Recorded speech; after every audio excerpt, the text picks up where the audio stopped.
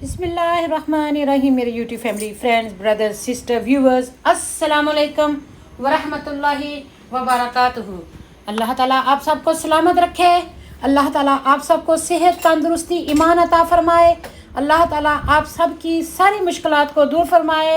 अल्लाह ताला आपके घरों में राहत, अमन, चैन, सुकून, प्यार, मोहब्बत अता फरमाए।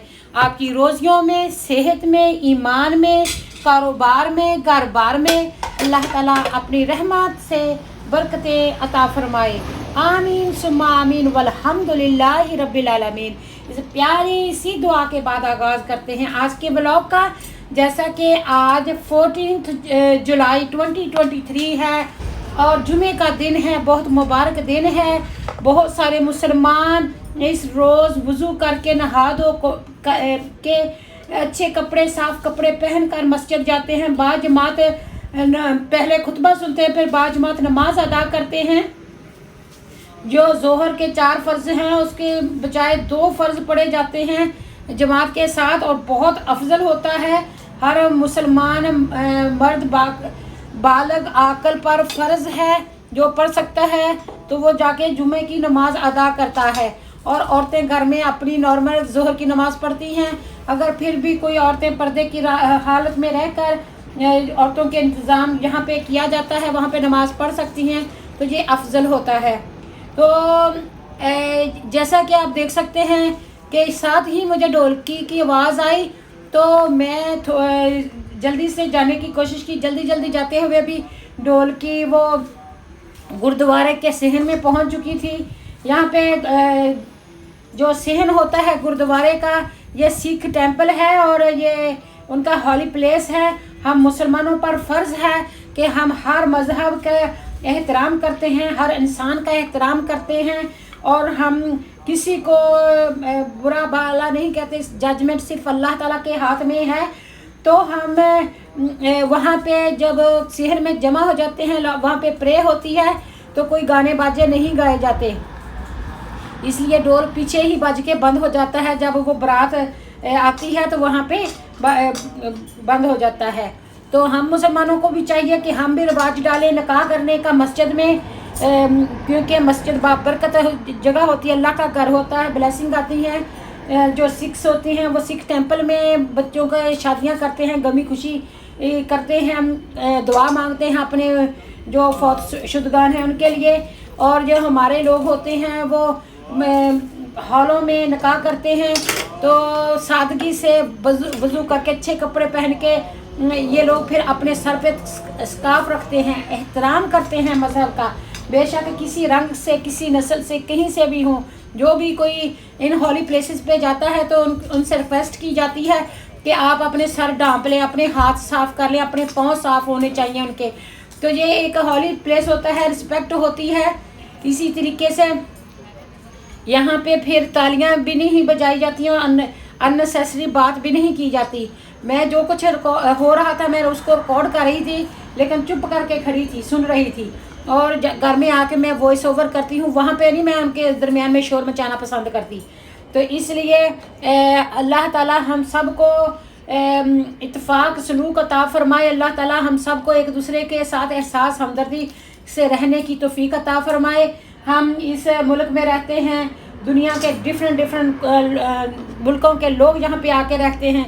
अभी आपने भी देखा है कि ये मेरा जो भाई है, दुल्हा ग्रूम है, ये मेरा इंग्लिश भाई है, और ये जो मेरी बहन है जिसकी शादी हो रही है वो एशियन है। तो कोई बात नहीं, आजकल ये दुनिया ग्लोबल विलेज बन चुकी है। गमियाँ खुशियाँ सबकी साझी होती हैं, लड़के लड़कियाँ इकट्ठे काम करते हैं, उनकी जिनसे अंडरस्टैंडिंग हो जाती है अच्छी, उनसे उनको लगता है इनके साथ हम ज़िंदगी गुजार सकते हैं, तो उनसे शादी का वो करना चाहते हैं। तो फिर अपने माँ बाप से रिक्वेस्ट करते हैं कि हम इससे शादी करना चाहते हैं, तो वो माँ बाप कभी तो मान जाते हैं, कभी नहीं भी मानते। बहुत सारे प्रॉब्लम होते हैं।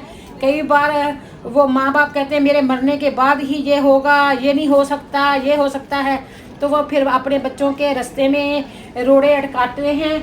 अगर हम अपना मुल्क छोड़ के, अपने लोग छोड़ के, तो इस इंग्लिश लोगों के मुल्क में रहते हैं, तो क्यों ना यहाँ के जो कल्चर है, यहाँ का जो तहजीब है, यहाँ का जो कानून है, उसकी भी पासदारी करें।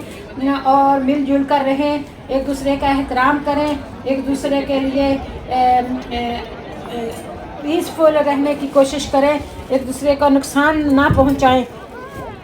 तो ये जो शादी होती है, दो फैमिलियों का मिलन होता है, यहाँ से फिर आगे नस्लें चलती हैं और ये एक ज़िंदगी का बहुत ही प्यारा यादगार टाइम होता है, बहुत स्पेशल होता है उस लड़की और लड़के के लिए और उनके अहले खाना के लिए। खुशियों का एक क्या कहते हैं त्यौहार होता है, खुशी खुशी से मनाया जाता है।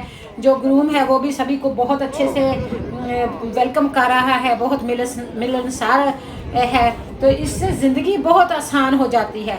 जो बंदे फ्रेंडली होते हैं, काइंड हार्टेड होते हैं, मिलनसार होते हैं ना, तो वो खुद भी अपनी ज़िंदगियों में भी आसानियाँ पैदा कर लेते हैं और दूसरों की ज़िंदगियों में भी खुशियाँ भर देते हैं। लेकिन जो बंदे चुप चुप रहते हैं, मूडी होते हैं, किसी से बात नहीं करते, किसी से मिलते नहीं हैं, बस दिल ही दिल में कई कुछ के ख्याली पुलाव बना लेते हैं, अजीबो गरीब सी बातें सोच के अपने जहन में बैठे होते हैं, तो वो सवाए अपने आप को नुकसान देने के किसी और का नुकसान नहीं करते, वो अपने आप को ही नुकसान पहुंचा रहे होते हैं।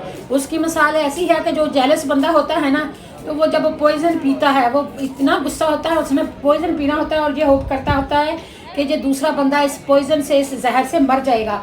तो उसकी बेवकूफ़ी होती है ना, जो पिएगा उस वही मरेगा।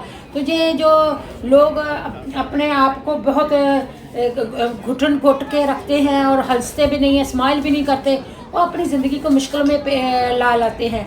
और ये खुशियों का टाइम होता है, मिल बांट के खुशियाँ जो हैं वो बांटी जाएँ तो खुशियाँ बढ़ती हैं, अगर गम बांटे जाएँ तो गम कम होते हैं। Sharing is caring, sharing is caring.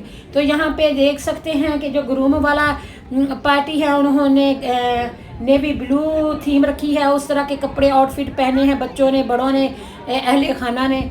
और मेरा भी अल्हम्दुलिल्लाह आज कपड़े जो थे वो नेवी ब्लू ही थे, ऐसे लग रहा था कि मैं ग्रूम के फैमिली ही से थी। तो दूसरे जो है क्या उसको कहते हैं, लड़की वालों का बहुत ही प्यारा सा हल्का हल्का कलर था, पीच कलर था, मिंट कलर था, पिंक कलर था, इस तरह का उनका भी बहुत ही अच्छा था। उन्होंने अपना एक थीम बनाया हुआ था, इससे ना बहुत ऑर्गेनाइज्ड और बहुत अच्छा लगता है। और ये मेरा भाई जो है इंग्लिश है, सिख है, तो उसके सर पे वो जो सुर्ख रंग की दुल्हे की टोपी पहनी हुई भी बहुत ही अच्छी लग रही है। और ये नेवी ब्लू जो है ये क्रीम कलर आउटफिट के साथ और भी बहुत ही खूबसूरत लगते हैं। तो यहाँ पे एक दो स्टाफ भी था जो मुझे जानता था, लेकिन मैं अपने काम से काम रखती हूँ।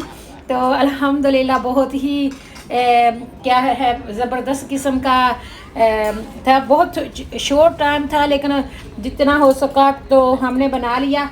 ये है कि जब ये शादी ब्याह होते हैं ना, तो इतना टाइम नहीं होता आपके पास, जो कुछ होता है there and then, never ever. तो फिर वो क्या कहते हैं, देयर एंड देन को जैसे कैप्चर करें, कर लें, बाद में आप वॉइस ओवर कर लें। तो अब ये सारे जो हैं प्रे हो चुकी है, सारे ने मिलन हो चुका है, तो अब इनके लिए ब्रेकफास्ट बनाया जाएगा। लड़की वालों को कहा गया है आप दूसरे हाल की इंट्रेंस की तरफ से चल जाएं, राइट हैंड की तरफ से अंदर चले जाएं। लड़के वालों को कहा है कि आप लेफ़्ट साइड से अंदर आएँ। फिर उनके टेबल रिज़र्व किए होते हैं अंदर, या मैट पे बहुत रिस्पेक्टफुली बैठ के नाश्ता खाते हैं। जिस तरह के जो मेरे जो इंग्लिश ब्रदर्स एंड सिस्टर्स हैं वो नाश्ता पसंद करते हैं, उस तरह का नाश्ता उनको पेश किया जाएगा। क्योंकि वो बहुत ज़्यादा स्पाइसी, बहुत ज़्यादा ऑयली और बहुत ज़्यादा एशियन नहीं खाते, वो बहुत प्लेन और सादा खाना खाते हैं। तो फिर उनको ऐसा पेश किया जाएगा और नाश्ता करने के बाद फिर वो वहाँ पे फेरे लेंगे। जहाँ पे एम्बुलेंस भी रिवर्स हो रही है, लाइफ खैर करे, जहाँ पे खुशियाँ होती हैं वहाँ पे गम भी होते हैं। Thank you for watching, see you soon with next interesting blog.